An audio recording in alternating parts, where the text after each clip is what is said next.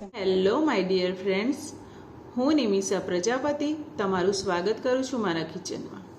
અત્યારે દિવાળી નજીક આવી રહી છે તો દરેકના ઘરમાં અલગ અલગ નાસ્તા બનતા જ હોય છે. તો એમાંની જ આપણે એક રેસીપી આજે બનાવીશું, મસાલાવાળી ઘઉંના લોટની ફરસી પૂરી. તો ચાલો બનાવવાનું સ્ટાર્ટ કરીએ. એના માટે સૌપ્રથમ એક વાટકી ઘઉંનો લોટ લઈ લઈશું અને અડધી વાટકી ભૈરણ લઈ લઈશું. તેની અંદર 1 ટીસ્પૂન સૂકું મરચું, અડધી સ્પૂન હળદર, સ્વાદ અનુસાર મીઠું, અડધી ટીસ્પૂન અજમો. અજમો મેં હાથથી મસળીને એડ કર્યો છે. અડધી ટીસ્પૂન ગરમ મસાલો અને 3 ટેબલ સ્પૂન તેલ એડ કરી દઈશું. થોડા સૂકી મેથીના પાન એડ કરી દઈશું, જેથી પૂરી ખાવામાં એકદમ સ્વાદિષ્ટ લાગશે. હવે આ બધા જ મસાલાને સરખી રીતે મિક્સ કરી દઈશું. આ સમયે તમને એમ લાગે કે મોણમાં તેલ ઓછું છે તો તમે તેલ એડ કરી શકો છો. તમે જોઈ શકો છો કે આ રીતે મુઠ્ઠી પડે એટલું તેલ લેવાનું છે. થોડું થોડું જરૂર પ્રમાણે પાણી લેતા જઈશું અને લોટ કઠણ રહે તેમ બાંધતા જઈશું. આ લોટ પૂરીના લોટ કરતાં થોડો કઠણ લોટ બાંધવાનો છે, જેથી આપણી પૂરી બહારથી ક્રિસ્પી અને અંદરથી સોફ્ટ બનશે. અને આ રીતે આપણે મસળીને લોટ બાંધવાનો છે.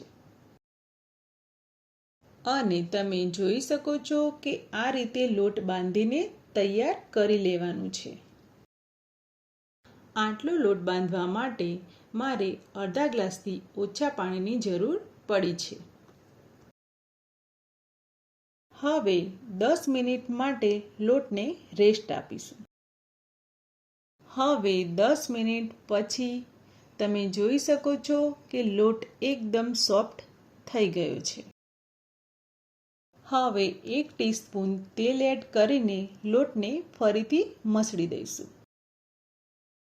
હવે આપણો લોટ પૂરી બનાવવા માટે એકદમ રેડી થઈ ગયો છે. હવે આપણે પૂરી તળવા માટે તેલ ગરમ કરવા રાખી દઈશું. તો હવે આપણે આ લોટમાંથી લુવા બનાવતા જઈશું અને પૂરી વણતા જઈશું. હવે એક નાનો લુવો લઈ લઈશું અને ઓરસિયા પર તેલ લગાવીને એક નાની પૂરી વણી લઈશું. જો આપણા પાસે ટાઈમ નથી અને ઝડપી નાની નાની પૂરી બનાવવી હોય તો આપણે એક મોટો લુવો લઈ લઈશું અને રોટલી જેટલી સાઈઝમાં વણી લઈશું. પછી એક ગ્લાસ કે વાટકીની મદદથી આ રીતે પૂરી બનાવી દઈશું. તો આ રીતે ઓછા ટાઈમમાં વધુ પૂરી બનીને રેડી થઈ જશે. તમે જોઈ શકો છો કે પૂરી એકદમ ગોળ બનીને રેડી થઈ ગઈ છે. અને આ જ રીતે આપણે બીજી પૂરી વણીને રેડી કરી દઈશું.